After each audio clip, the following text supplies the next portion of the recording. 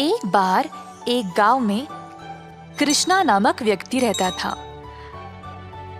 हर रोज वह दूध से घी बनाया करता था और अपने गांव के बाजार में बेचता था। यही थी उसकी रोजी रोटी कमाने का जरिया। अपने शुद्ध और मजेदार घी के लिए कृष्णा बहुत मशहूर था। घी ले लो, शुद्ध देसी गाय का घी ले लो, घी ले लो, घी ले लो। एक दिन एक मिठाई वाला सुंदर ने कृष्णा को बुलाया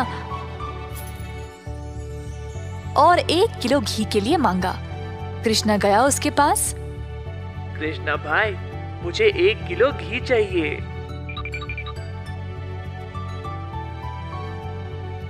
कृष्णा घी को तोलने लगा।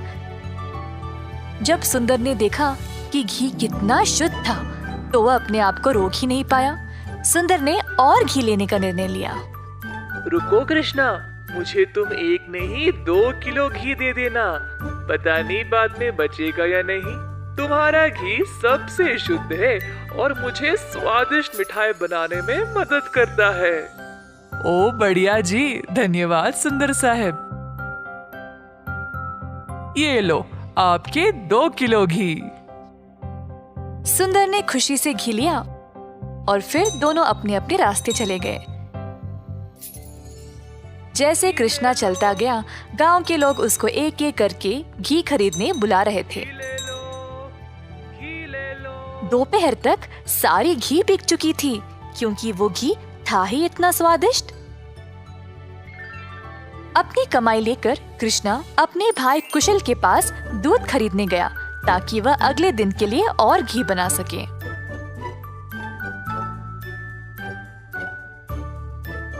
हर रोज कुशल देखता था कि उसका भाई बहुत घी बेचकर अच्छा पैसा कमा रहा था और उसका कारोबार दिन पे दिन और भी ज्यादा बढ़ने लगा।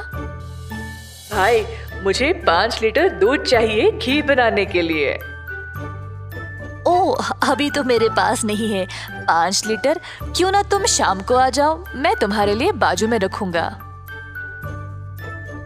कृष्णा के निकलने के बाद कुशल की पत्नी उसके लिए पानी लेके आई। देखा कमला, कृष्णा की तो किस्मत ही बदल रही है।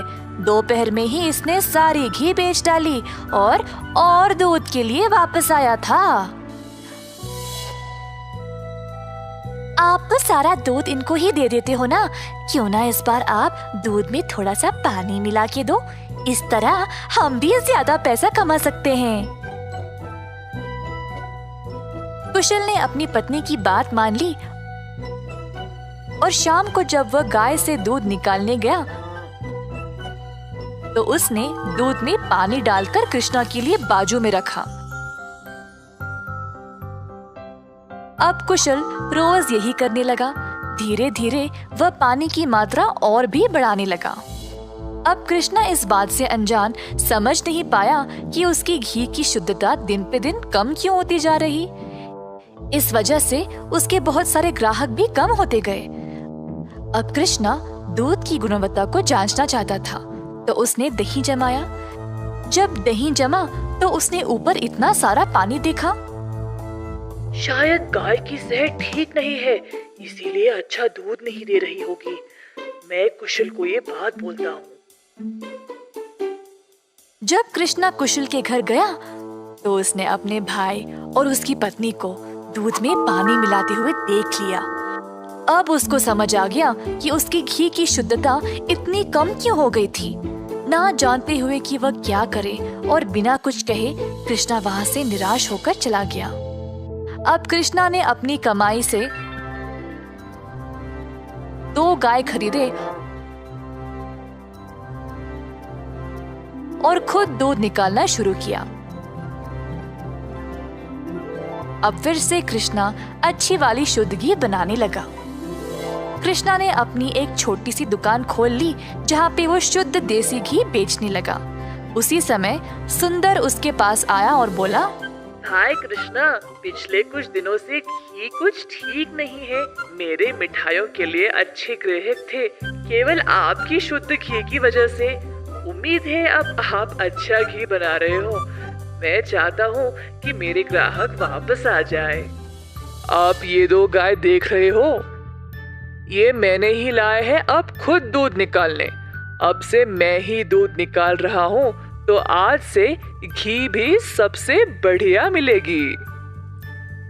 जैसे दिन बीतते गए, अब कृष्णा से और लोग घी खरीदने लगे। कुछ ही दिनों में कृष्णा ने और गाय खरीदे। उसने कुछ नौकरों को अपनी दुकान पर काम पे भी लगाया, हाथ बटाने के लिए। अंततः कृष्णा काफी अमीर बन गया और ईमानदारी से अपना कारोबार चला रहा था। इसी दौरान कुशल, जिसने अपने ही भाई की प्रतिष्ठा को बर्बाद करने की कोशिश की, गांव में अपने मिलावटी दूध के लिए पकड़ा गया। अब कुशल दूध भी नहीं बेच पाया और जल्द नुकसान में पड़ गया। उसे समझ नहीं आया कि अब वह क्या करे। कुशल को अपनी गलती का एहसास हुआ और अपने भाई से माफी मांगने गया। उसने कृष्णा से भीख मांगी, माफी के लिए और नौकरी के लिए, ताकि वह अपने कर्जों को चुका सके। दयालु कृष्णा ने तुरंत अपने भाई को क्षमा कर दिया और गायों और कामगार की देखरेख के लिए काम दे दिया। इस कहानी से हम ये सीखते हैं कि दिल से माफी मांगने वाले को माफ कर देना चाहिए और हमेशा एक अच्छी प्रतिष्ठा रखनी चाहिए।